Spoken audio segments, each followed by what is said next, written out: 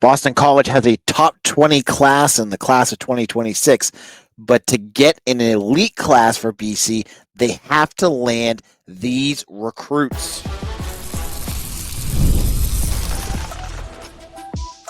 You are Locked On Boston College, your daily podcast on the Boston College Eagles. Part of the Locked On Podcast Network, your team every day. Hello, everyone, and welcome. This is Locked On Boston College, your team every day. I'm your host, AJ Black of Eagle Insider, part of the 247 Network. This is a daily Boston College podcast. We do this 5 days a week. And for our everydayers, you know we talk BC football, we talk BC basketball, we talk recruiting. You get all your insight and analysis and scoops where you only get it here at Locked On BC. Today's episode is brought to you by FanDuel. Right now, new customers can get $200 in bonus bets when your first $5 bet wins. Check out FanDuel. On today's show, I want to tell you the latest thoughts on the House settlement, where things are at, and how it could impact Boston College. I want to look at recruiting. We're in a big month here, and I want to look at names on offense and defense. I'm going to give you one name at each position I think would be critical for Boston College to land. I'll tell you who they are and where the situations are in each one of those on today's show. Now, let's jump in. Let's start on the offensive side of the ball. You already have one quarterback, DJ Bordeaux, but there's that second quarterback.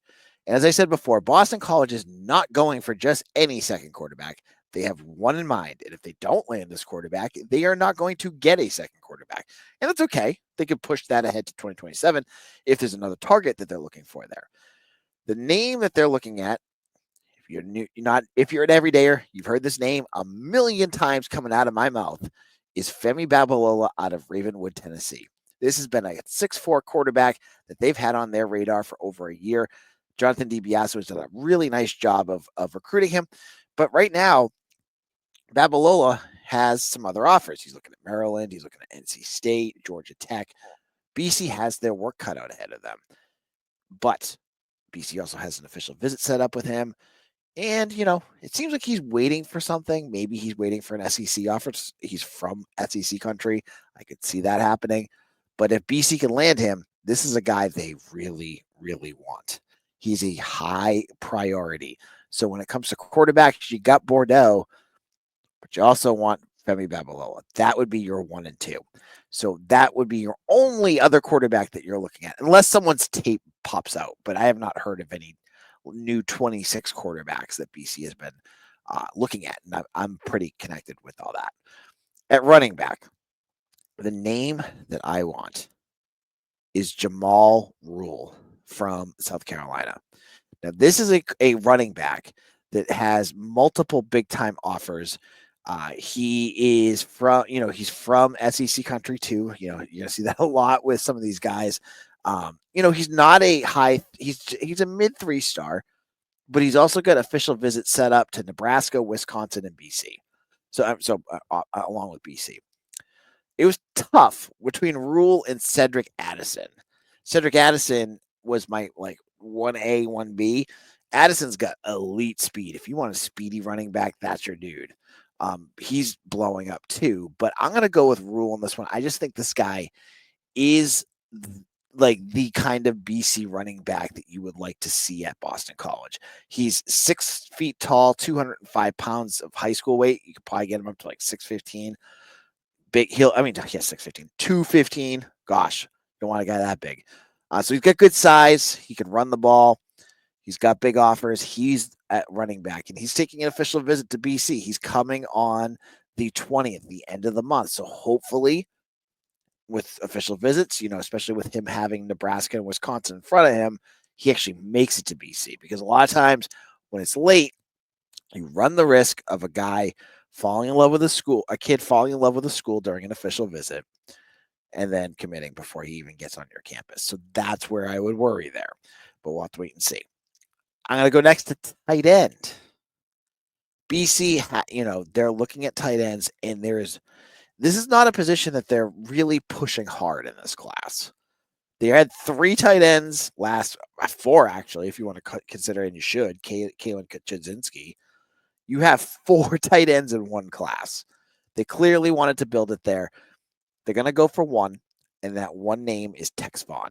Now, I talked to Tex Vaughn a couple of weeks ago, and he told me Boston College is his number one, and that was after visiting, I think it was Virginia Tech. So he is Tex, I believe, is also from South Carolina too. And I'm pulling it up right now. North Carolina, sorry, rated 88. So he'd be one of the highest rated tight ends that you've ever landed. And he has an official visit to Virginia Tech the week before. Virginia Tech's going to push for him, but I think BC's in good shape with him. I like where BC has worked and landed here with this kid. So he would be my tight end. And honestly, he's almost like what I just said with Femi Babalola, where it's like if you don't land him, I don't see a lot of other tight ends that are on their list. So I really do think it could be just Tex Vaughn or bust because you've already got 4 from last year. You don't have to use a scholarship on a kid that you just don't think will fit. So Tex Vaughn from North Carolina. I love that his name is Tex and he's from North Carolina. It's like the Forrest Gump joke, right? Don't they make that joke? Like that's so and so. He's what I'm gonna butcher the joke, so I'm not even gonna go there. Now, wide receiver is next. This is the position that has been the biggest mystery, and honestly, with Darrell Wyatt, is it any surprise it's a big mystery because Darrell Wyatt is the man of mystery. Like no one knows what he's doing. A lot of times because he's just working in silence. He's working quietly. And so I look at the wide receivers this year. You have Messiah Mingo. You have Cortez Rupert, Nyquir Hilton. And if you were to ask me, who would I pick for a wide receiver? I'm going to go with Nyquir Hilton. And I'll tell you why. He's one of the higher rated recruits, but he's also from Winslow Township, where you just landed Marcus Upton, your highest rated recruit from last year. He's got official visits set up to Syracuse, Rutgers, and Pitt. And so, no Rutgers. So it's just BC, Syracuse, and Pitt. He's also, and I didn't know this, but I just looked at his page, going to announce on June 27th when he's done his official visits. So we're going to find out in just about a month where Hilton goes. I picked him because he's talented, decently rated, and he's a Jersey guy. When you got Jersey guys, I feel like that is something that just needs to continue to be tapped by BC. And I think Bill O'Brien is doing a better job at that, but it could still improve, and landing Helton would do that. And then finally, offensive line. Now, I could go with the Deuce from Alaska just because I love Alaskans. To have someone from Alaska on your team, Deuce Alafalula. There's no other answer to this. It's Marky Walbridge. You got to go with Marky Walbridge here. The one of the most elite recruits that they're looking at. I mean, when you have Walbridge up there, it's either him or Kai Pritchard. I'm going with Walbridge just because he's local. You're going to have to beat out Penn State. You're going to have to beat out Michigan. You're going to have to beat out some big time programs to get this kid.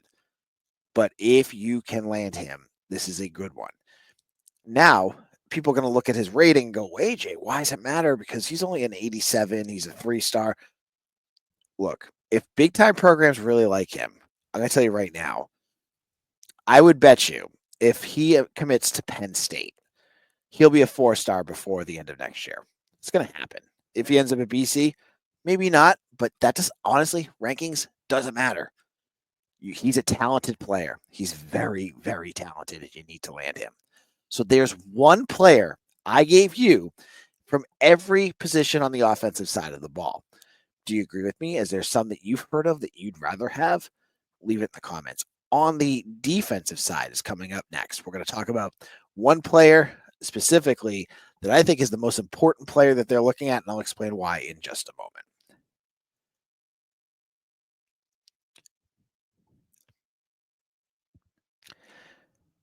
Let's talk about the NBA playoffs. They're in full swing, and every night delivers highlight-worthy performances, major momentum shifts, and can't miss moments. If you're a Celtics fan like me, it's been tough. Jason Tatum just blew out his Achilles. He's out. They're down 3-1. But, it's exciting. Whether it's a game-winning shot or breakout player, There's never been a better time to get in on the action. FanDuel makes it easy to stay in the game before tip-off and live. With player props, performance trends, and same-game parlays, fans have more ways than ever to play big and win big. If you're thinking that the Celtics are going to come from behind, the odds are really good right now. They are plus 460 for the Celtics to win, meaning if you put down $5, you'd win $23. And from there, you can figure out the rest. But maybe you just want to watch the game. Maybe you're looking at Jalen Brunson and saying, hey, this guy's going to score a whole bunch of points. You can get in on that live during the game. And when it's heating up, you could do a same game parlay and include live bets in there. So if you're new to FanDuel, it's the perfect time to sign up. Head to FanDuel.com and place your first $5 bet. If it wins, you get $200 in bonus bets. Make every moment more with FanDuel, the official sports betting partner of the NBA.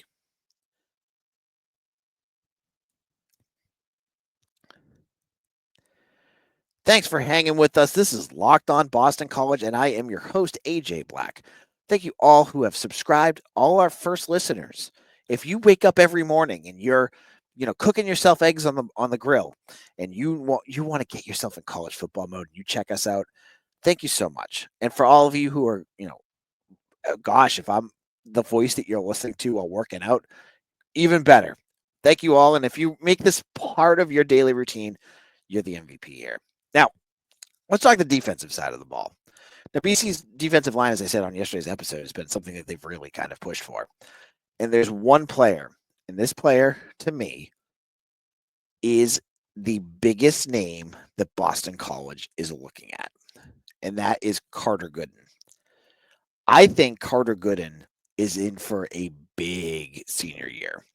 Now, he has official visits to Arizona State, which he's taking, I think, this weekend. He just took one to UCLA. He's taking some to Michigan State and Rutgers and BC and Penn State. So it's a big group of finalists for him. He's from Tabor Academy in Massachusetts, originally from Canada. But BC has done a nice job of really pushing for this kid. You get him and you pair him with Mason Leak and Dom Funk, and you have a trio of edge rushers that I think are going to be really dynamic. Your concerns of the depth and talent at that position should vanish because you have a 4-star in Mason Leak. You have Carter Gooden, who's a borderline 4-star, and you have Dom Funk. All of these guys have major offers. All these guys were national recruits. So to me, Carter Gooden would be one of the crown jewels of your class if you can land him. He's going to be a tough one to get, but I really do like him. Then at defensive tackle, I think I would look down in Florida. I like that they have from Florida, Carmelo McKenzie. Now, Carmelo McKenzie goes to IMG Academy, a school that is a factory when it comes to cranking out, NFL level players. He's got good offers. He's offered by Auburn. He's got offers from Kansas State and Penn State. Sorry, not Penn State. West Virginia, Iowa State. He's got a big offer list. He's got 2 official visits that I know about, Kansas State and BC. You've already got a bunch of guys that could also be defensive tackles. I look at a guy like Mac Fitzgerald. He is built like a defensive tackle. He's listed as a defensive end. I would think that when he gets to high school, to college, it could change.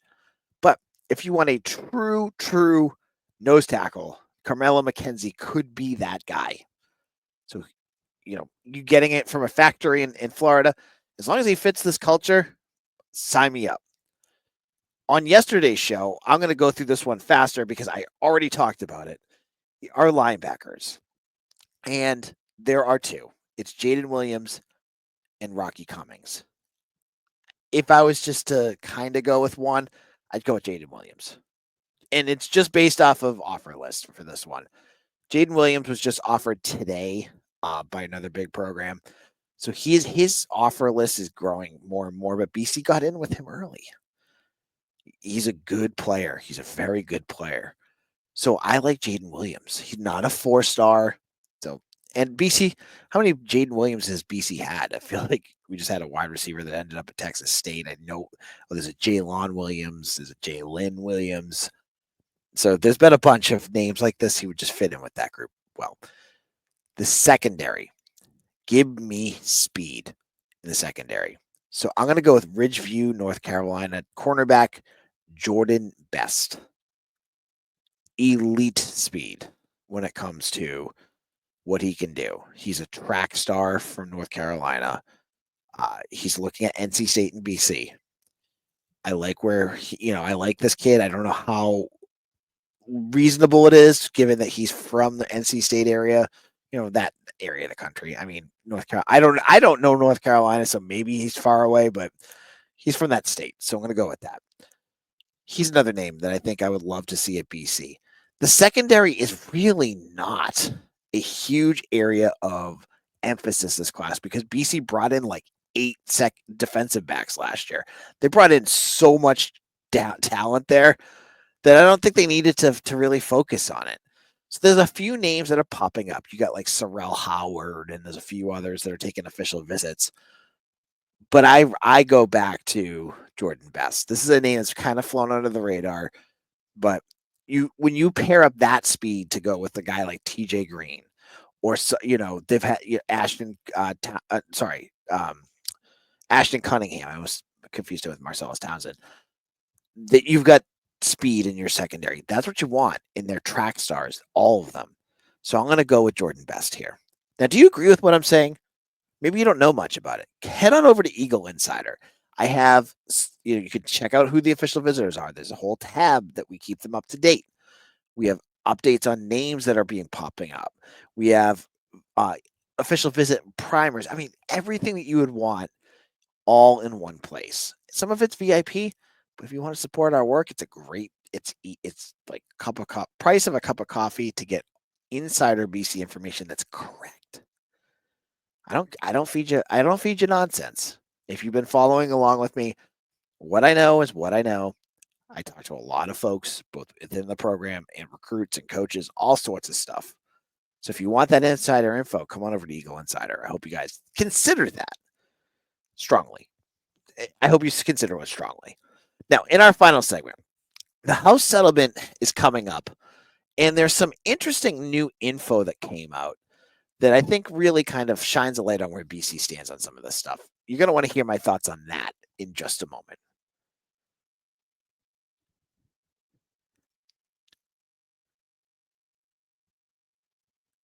This is Locked On Boston College. I'm your host, AJ Black of Eagle Insider. Follow me on Twitter at AJBlack247.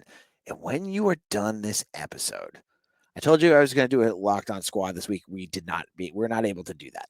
But I want to tell you to check out Locked On ACC with Kenton Gibbs and Alex Dono. They're talking everything Atlantic Coast Conference. If you want to get ready for this upcoming season, check out Locked On ACC on YouTube or wherever you get your podcasts. Now, everydayers here at Locked On BC have been listening to me rant and rave about this new house settlement because, on one hand, what was going to happen with all these walk-ons, because it seemed like this 105 number was going to knock off a lot of walk-ons, but that's not going to happen because they're grandfathering it in. That's a good thing because BC, from sources I've talked was in a sit back and wait mode on this. In case you're not aware of it, the news was part of this house settlement that's going to change how college football is being run was going to put a hard cap of 105 players on every team. Now, that could be 105 scholarship players. It could be a mix of walk-ons, but it would be capped at 105. Now, many programs, Boston College included, are way past 105 because of all their walk-ons and their walk-on programs. So there's a lot of upset coaches, and no coach is more upset than Bill O'Brien. The newest news is that they're going to most likely grandfather in all the players that are currently on the roster or promised to be on the roster, so that you could go up to 120 or whatever for the next couple of years. That is great news because BC was up against it if they didn't have some intervention here. So that's going to be one piece of this. The other piece that I saw that Ross Dellinger of Yahoo put up had to do with the ACC meetings. And they're talking about the new NIL oversight they're going to have, which is basically a clearinghouse that's going to approve or disapprove deals that are going to hit college sports athletes. And during his discussion with Dialotti officials, which I think is the clearinghouse, he said that he found out 70% of past deals from booster collectives would have been denied. 90% of deals from public companies would have been approved. So for me, the booster clubs being denied, that to me strikes me as booster clubs just handing bags of cash to recruits and being like, hey, sign at my school. That's probably the ones that'll get denied. If you read more into it, it's about fair market value. But I think that's, to me, code to throwing bags of cash at recruits. That's where I see that at. For BC, I don't think that I would bet you, if I were a betting man, that 70%, I bet BC would fall in the 30%. Here's why. As I said before, I suspect that a lot of NIL collectives are just cutting checks for recruits and saying, here, play at our school. And that's it. They get the cash. And I think we've heard stories of this, right? They get the cash and they just play. Those are going to probably get declined now. BC is and Friends of the Heights is a little different because a lot of times, actually, every recruit that I think or player that they have that's on a NIL deal has to do some service work. So it's part of the deal. Like you've seen like Cradles to Crayons and volunteering at schools and soup kitchens. Like they do a lot of stuff. I bet you those will be approved. So I think BC is actually on the right side of things with this, but we'll have to wait and see. But I go back to the public company, and if you read some comments on it below, there was other follow-up articles with like, this is really good for Oregon because Oregon is connected to Nike, and Nike is paying a lot of NIL money. It's all public companies, so they're just going to get approved. I look at BC and I wonder, and I this is like, again, me beating a dead horse here. Where's New Balance in all this? BC should be to New Balance what Oregon is to Nike at the scale that they're at. If you can do that, I keep waiting for New Balance to understand that you could, with BC being one of a very, very few schools that use them, that you could get a marketable player in here if you paid for them and get them on the map. And I don't understand why New Balance hasn't done that yet. I mentioned this specifically with Tony Bryant, the 5-star basketball player, but I've always thought that was a shot in the dark, even though they got him here for an official visit. But football's different. Bill O'Brien is able to market this program, I think, at a much higher level than what Earl Grant can with the basketball team. So I look at them and I'm like, when can they use New Balance in those NIL deals to fix all this? But we'll have to wait and see. Now, all of this is, things to talk about now, but it's all going to go into revenue sharing eventually anyways. So a lot of this is going to just be, it's going to be, everything's changing anyways. So between that and, the presidential commission to look at the sport, there's a lot of things changing. And how much will actually change, we're going to have to wait and see. I think the House settlement's very close to being passed, it sounds like. So we're going to start to see that revenue sharing program starting very soon. And all the ups and downs that can go with that. Now, on tomorrow's show, I'm going to talk about some specific recruits. There's going to be some new news coming out on Wednesday afternoon. And I'm going to tell you a little bit about what that means to BC. It's a little bit of a spoiler, but you'll want to hear what I have to say about the newest things coming up on tomorrow's show. Follow me on Twitter at AJBlack247. Make sure you hit like and subscribe wherever you get our podcasts. And to our everydayers, if you've missed an episode, shame on you. No, not shame on you. Go back and check out our latest episodes. They're up in our archive.